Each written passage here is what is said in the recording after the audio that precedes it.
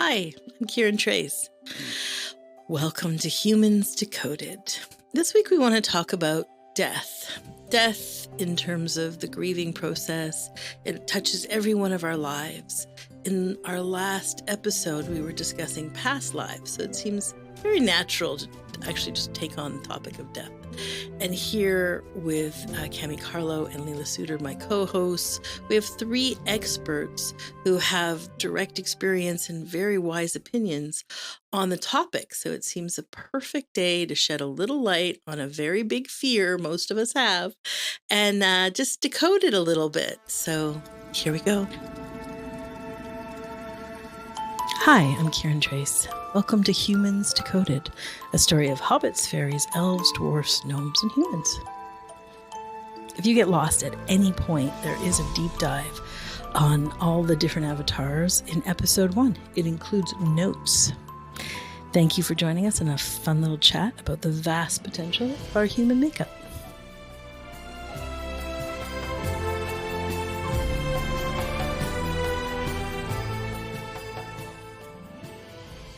Hi, Leila. Hi.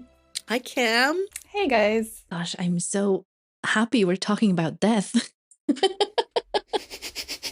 Which is funny because it's always been, that's been my number one fear. It's always felt like this is the worst thing ever that could happen. And coming home eventually to reality made me see that, oh no, actually it's fine. Somebody dying is fine. And I'm not saying that just, as an idea or kind of abstractly. I've seen it directly or experienced it directly just recently as my dad passed a couple of weeks ago. So, thank you. Yeah, unlike Leila, I haven't had much karma with death, but it's still incredibly valuable to touch that part of yourself, to be able to see through it. And I know for me, it's been incredibly transformational to see that it's just the one eternal moment. So whether you've experienced bereavement directly or whether you're just having tacos on a Tuesday, there's still a lot of value in just sort of facing up to death and seeing through it. Yeah, I like what you're bringing in here, this point of you can die before you die. And like the physical death of loved ones, that's been my karma of my life. It's been such a huge part of this lifetime, probably other lifetimes as well. I've been terrified of a beloved leaving their body, and I ran this program of it's on me to keep them alive. It's on me to keep them safe. And that whole thing started pretty early when I think I was 10 years old, and my mom had twins that were born very prematurely. And, back in 1990, whatever, the medical technology wasn't as advanced as it's now. So they both died. And then a couple of years later, my baby brother, who's alive and well and amazing, was born, but he was also born too early. And so I don't know how old I was, 15, 16-year-old Leila would go every day after school. She would go to the hospital and visit him in his little incubator, and just to make sure he's still breathing, Gosh. So much responsibility taken on unnecessarily. And then, there was more. If the mom of my friend died, another friend died. And then the big, big finale was when my partner at the time committed suicide and he died. And that's when I think that was the biggest punch to my face of them all. And it felt so much like, okay, if I did better, I could have prevented that.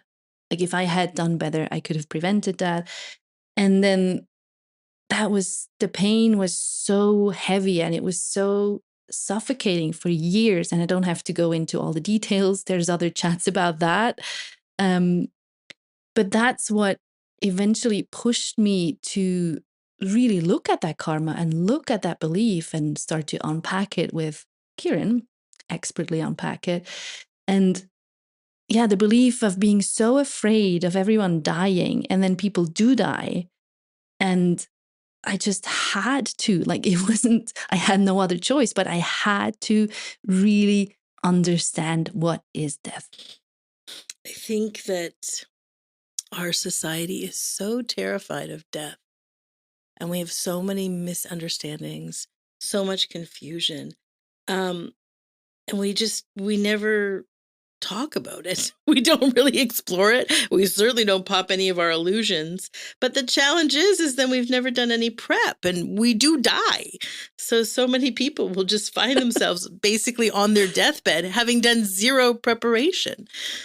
I mean, imagine how terrifying that is. You never thought about death, and then you're there dying. What the fuck? Very little time to prepare for this major thing. Oops. You know, in some of my interviews, and you guys can find those on YouTube, I talk about my example of near death, where you know, I had a near death experience. And in my book, Tools for Sanity, and again, that's on our website, I talk in great detail about death of identity. So these are two different types of deaths. And ironically, people really think that the body death is like the really big show when we drop the body. But, you know, just like all of the interviews, not just mine, but like hundreds and hundreds and hundreds, you know, whatever, millions of people have had near deaths. And there's written books, and there's whole podcast channels, and there's whole YouTube channels, and it's very, very, very consistent. It's lovely. It's a very lovely experience. It's all light. You know, the angels come, your loved ones are waiting. It's just this incredibly wonderful, light-filled, beautiful-filled adventure. You know, any hospice nurse, like it's so consistent globally what it's like. You know, having done it myself, I agree. It's just like that. It's really effortless. It's really delicious. It's definitely worth doing. It's so nice we all get to do it. And I can't wait, you know, for it to come again. And the thing is that you're still you. It's actually this very, very lovely, no big deal. Off you go to this lovely, beautiful, delicious adventure. But the identity death, now that is the big show. Ironically, after you've had one, and it is no fun at all. It's actually death. Ironically, then you start to do it more and more and more and more and more. Okay, so you mean once you've had an ego death, not the 10 out of 10 would recommend do it again one that you just talked about. But once you have an ego death, you're going to have a ton more? Yeah. Yeah, for me, they happen pretty regularly, I think. Like just this weekend, I died some more. Speaking of dying, I had a rough weekend. Yeah. And yeah, it is rough. Like you think you get used to it, right? And in a way you do, but you don't. At the same time, you don't. It's so uncomfortable each time. It's so painful. Like, oh no, not again. Yeah, it's really like the heart of pure terror, right? Like it's just pure terror. It's everything we falsely think dropping the body is, but it's actually an identity death. And it is just a hellscape of terror. As you said, uncomfortable as fuck. Yeah. Tuck and roll, Kiran says. Tuck and roll. I mean, this I can definitely speak to. Yeah, lots of ego deaths over here. Yay. Yeah, it's like every time it comes for you, it comes for everything. So it's like, it's the thing that you thought you could hold on to and nobody would know about. It comes for that one, like the one you're clutching. like your safety blanket. It comes for that one. And yeah, it's a ride. And I would say for me, pre-awakening, I thought I had experienced a lot of ego deaths, but the ones that came for me post-awakening, oh mama. Yeah, now you see what it really is to have the ego death. Like, it's the real fucking thing. A lot of people will proclaim that their ego has died. If I had a dime for every time I heard it. But it's actually not that at all. What's happened is they have seen their ego, which is that's uncomfortable as fuck, honestly. Just when you actually see it, it's like, whoa. But it's not to actually die, and to actually die in all the gory details that you can possibly imagine is the actual ego death. I mean, can you imagine walking around and proclaiming that your ego has died? That's quite a claim. Yeah, and it's really obvious because the real ego death is very, very, very, very, very much the end. Or it feels that way. It's very difficult when it's a little bit, ironically, it's a little bit like love. It's hard to explain love to someone who hasn't experienced it yet. And they can have crushes and infatuations. And it's very difficult to say, well, that's not love.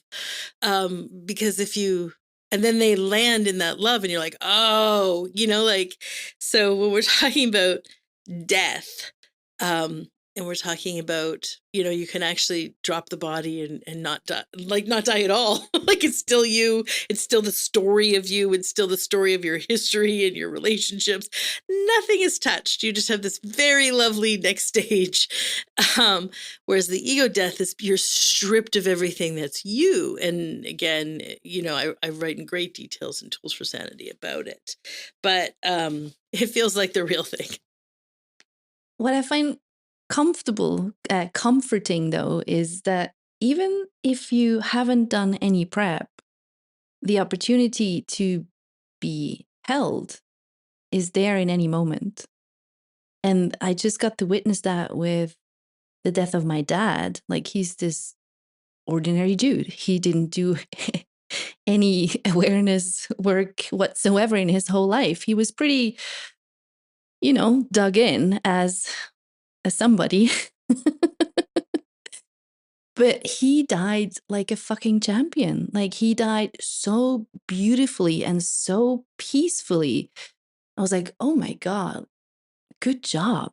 Wow, that's amazing. I was pretty proud of him, to be honest. And it's like at the very end, he saw the invitation to be held and he took it. And that's the first death I've seen or experienced since, unpacking all that gory karma from before.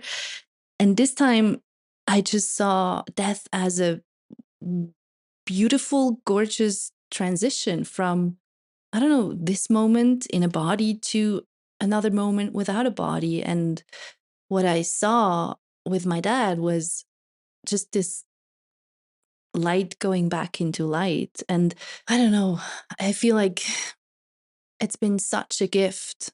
And I'm actually very grateful that I was there and I could see it, witness it in form, So it felt like that's such a true full circle experience. And, it's not like there's no grief now. I've seen it's light to light. No. There is grief, but it's a pretty clear and clean movement, I'd say. And mostly without this story of like, oh my God, tragedy, and I've lost something.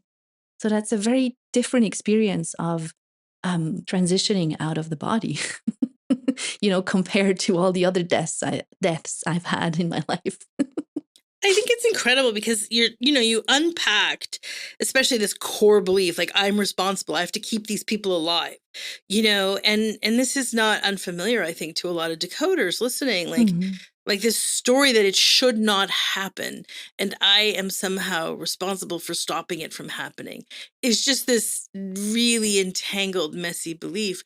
But we can also have just like the terror of dying, and it's a tragedy to die. And like, but when we actually do the work and like unpack, as you say, all of that stuff, and then we can actually be with the reality of what this process that every single being alive will do.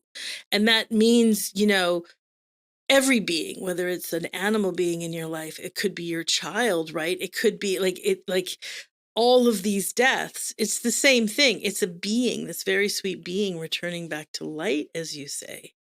And when people give themselves a chance to discover this, that it's just the simple beauty of light returning to light, where that story of, what I've lost or that it should not be is just washed clean in this beautiful light. If we can get to the place where we can just see this about reality, well, that has the power to transform our relationship with every fear in our system. That might not be, these fears may not be real. And there might be something much more peaceful and lovely available in reality. And in that way, I feel like witnessing my father's passing, being there and just seeing it so clearly, experiencing it so clearly, that has a lot to do with this weekend's death, identity death, because it's just been so, I don't know, clear. And then it brings up the stuff that's been hiding in the secret stash that I wanted to keep in my pocket.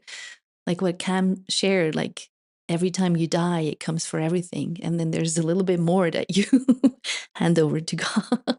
It seems like ironic, doesn't it? That every time you die, it comes for everything. It's so ironic, right? Well, then if it came for everything, why would it happen again? And it's like, it's because we build these little secret stashes and we have these little layers. And just what you're saying, you witness this really beautiful, direct experience of reality, watching your father die like a champ and having this no filters, none of your stories are there. It doesn't change the fact that very transformative experience pulled up a little story you were hiding in your pocket, a little belief system, a little extra karma that's like, oh, it's time for that one to like disappear. Oops. And the moment is so ultra generous with its invitation to hold it all, And there's always, always, always this invite to just stay in awareness and not believe your fear. Yeah, every time you die, it just births something new. It births a new freedom, a new opportunity. So understanding your own fear of death, it takes a lot of courage, but if you get to see past the illusion, it's just a huge win. It's like a new level of savoring being alive. Yeah, earlier in the episode here, like Leela had said that, like, die before you die. Like grab the courage and take this opportunity to explore your own fear of death and fear of other people dying on you or your own death. Because if you can unpack that and see how much of that is held in this container of fear, you can pop it, unravel it, undo it, and then be available for what millions of people will consistently tell you is really fantastic. And or bring your own personal evolution further along to allow some of that constructed story of me to like soften up a bit, unpack a layer there. You know what, folks? In post-production, one of our staff members was listening to this very podcast you're listening to right now and had this beautiful note. And I just want to share it with you guys. It was so great. She said, she knows death very well. The last 4 years of her life has been all about it. Her brother died during COVID. And then her dad died 2 years later. And she was talking about having these different types of grief. Her brother, she was not as close to, but of course he was quite young and it was very surprising. And so there was that kind of a trauma. And then when her dad died 2 years later, also a surprise, but she was so close to him.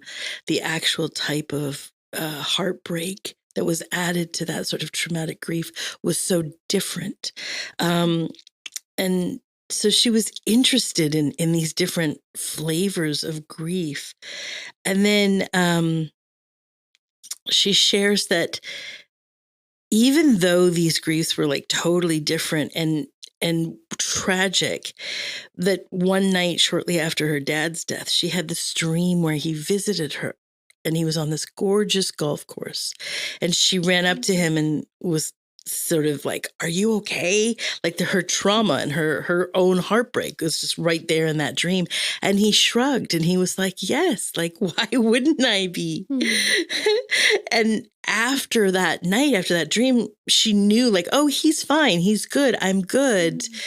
He's just on another journey." But then this very beautiful thing happened because they were so close that she dreams of him all the time and they communicate and they have this relationship. In one of the dreams, she shared that he showed her his death, that he showed her the paramedics coming to the house, and that his body was on the stretcher and it went one way and then his soul went the other way. So they had that conversation. And there was another like really very beautiful dream she talks about that stands out really. One of the most is that she says, although it's really hard to explain, he basically, through these many different doors and different layers of the dream, he actually showed her where he is now. Wow. Incredible. Just incredible. And I think there's another element that's also really cool. It's that she says, she has a relationship with her stepmother who she's with. That's obviously her father's wife, and she has just collapsed in her own grief, just down a dark hole, and she hasn't gotten out. And it's really wonderful because she sort of senses that she's having a relationship with her dad. She talks to him on the regular. He tells her interesting snippets about where he is and how he died. But there's nothing she can do for her stepmom, because her stepmom is so entranced in her own story of death. Isn't that just so beautiful? It just reminds me of your process with relationships after death, Leela. Yeah, I mean, it just, what this person is sharing just, and my own experience, it just proves sort of the point that even if they leave their bodies, they're not gone, and you can still be in relationship with those people. Like when my partner died of suicide almost 10 years ago, I mean, our relationship continued for years and years and years, and it was in part maybe beautiful. And then at some point it was time to cut that, to leave it. But it doesn't end just because of death. And Wow. yeah, it's so different than what we think it is, isn't it? Death. I think it's so beautiful to hear this, though. Like to just, I hope you guys are going to save this episode and share it and maybe listen to it a few times. Yeah, I love how you just never know how it's going to resonate with people. And even though it sounds like we're talking about very woo-woo things, it's just truth. It's just truth. So it's just always so delicious when it kind of comes back around. So yeah, we'd absolutely love hearing from you. Ironically, the three of us have so much to say about death. And this might actually be our shortest episode we've ever said. And I think it's because, in a way, the three of us are experts. And so there isn't a lot of confusion. It's not a lot of gray zones. We're not filtering out. It's just very complete and very clear, there are these different ways to die, and some of them are gorgeous and some of them are different states of hell. All of them necessary. Certainly one of them is a definitive in your lifetime. Inevitable. Inevitable. And I think it's ironic that this, Decoder is going to be the shortest episode you've listened to, because we are very clear. Yeah. And on that note, I'd like to add that if you have any healers or coaches that you work with, I think you can't underestimate the value of them knowing this directly. So them having faced the illusion directly, or like asked the big questions directly. And I know for myself, having worked so much with these two, I mean, it's just so great when someone doesn't believe your problem. When you bring something that you think is for sure definitely true, for sure definitely like the one thing that's gonna end it all, and for someone to just say, like, see straight through it, and instead of, sort of looking at the problem and making it more concrete, just looking at the identity, at the filter that's looking at the problem. And yeah, once that pops, it's a whole another level of liberation.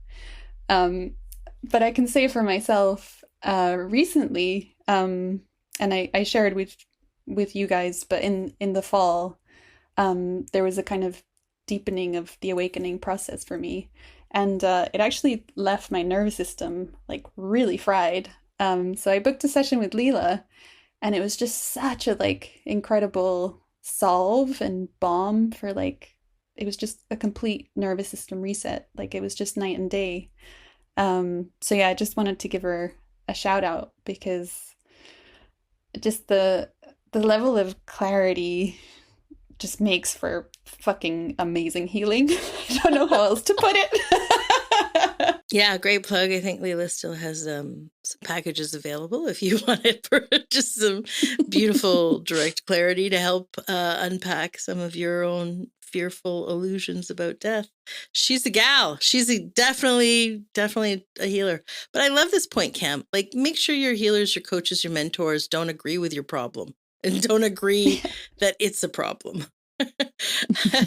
You need your people to pop through it and help you pierce that very illusion. So, well, it was very simple and delicious to be with you all. And if you have questions about death, feel free to write in the Facebook group or the email, whether it's your ego death, and probably it was just that you saw your ego, because it's unmistakable when it's the real death. You don't need outside affirmation on that one. And but if you have any questions at all, we love to hear from you always, Decoders. We'll be here next week. And until then, have a lovely week. Can't wait till next week. Bye. Brief but lovely, you all. See you next week. Thank you for listening. We obviously love hearing what you think. Your feedback helps us make a better show for you to listen to. So feel free to comment, and you can do it at Facebook, which is the Humans Decoded podcast. And if you're not on social, you can always email any questions to us at outreach@kirantrace.com. And thanks for listening. We love you.